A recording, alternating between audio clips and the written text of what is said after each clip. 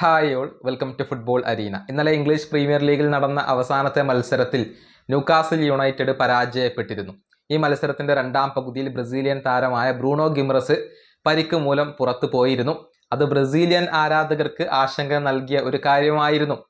എന്തെന്നാൽ അദ്ദേഹം ബ്രസീലിന്റെ വേൾഡ് കപ്പ് ടീമിൽ ഉള്ള താരമാണ്. വേൾഡ് കപ്പ് ഇങ്ങ് അടുത്തെത്തിക്കഴിഞ്ഞു. എന്നാൽ തന്റെ പരിക്കിന്റെ കാര്യത്തിൽ ബ്രൂണോ ഗിമറസ് തന്നെ ഒരു വിശദീകരണം നൽകിയിട്ടുണ്ട്. പേടിക്കേണ്ട കാര്യമില്ല എന്നാണ് ബ്രൂണോ ഗിമറസ് ഇപ്പോൾ പറഞ്ഞിട്ടുള്ളത്.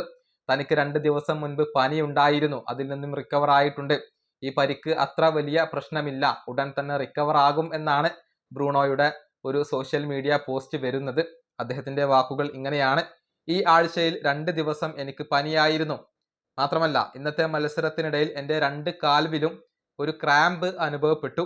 പക്ഷെ പേടിക്കാൻ ഒന്നുമില്ല, കുറച്ച് ദിവസം റെസ്റ്റ് എടുത്താൽ മതിയാകും, റിക്കവർ ആകാൻ സാധിക്കും, ഞാൻ 100% ഓക്കെ ആവും. ഇതാണ് ബ്രൂണോ ഗിമറസ് പറഞ്ഞിട്ടുള്ളത്. നേരത്തെ പരിക്ക് മൂലം കഷ്ടപ്പെട്ട ഒരു വ്യക്തിയാണ് ബ്രൂണോ ഗിമറസ്. കഴിഞ്ഞ തവണത്തെ മത്സരങ്ങൾ അദ്ദേഹത്തിന് നഷ്ടമായിരുന്നു, ബ്രസീലിന്റെ മത്സരങ്ങൾ അദ്ദേഹത്തിന് നഷ്ടമായിരുന്നു. പക്ഷെ ഇപ്പോൾ അദ്ദേഹം പരിക്കിൽ നിന്നും തിരിച്ചെത്തി. എന്നാൽ പരിക്ക് ഇടയ്ക്കിടെ അദ്ദേഹത്തെ അലട്ടുന്നുണ്ട്. അത് കാർലോ ആഞ്ചലോട്ടിയെ സംബന്ധിച്ചിടത്തോളം ഒരൽപ്പം ആശങ്ക നൽകുന്ന കാര്യമാണ്. ഈ വീഡിയോ അവസാനിപ്പിക്കുന്നു. അടുത്തൊരു വീഡിയോയുമായി കാണാം.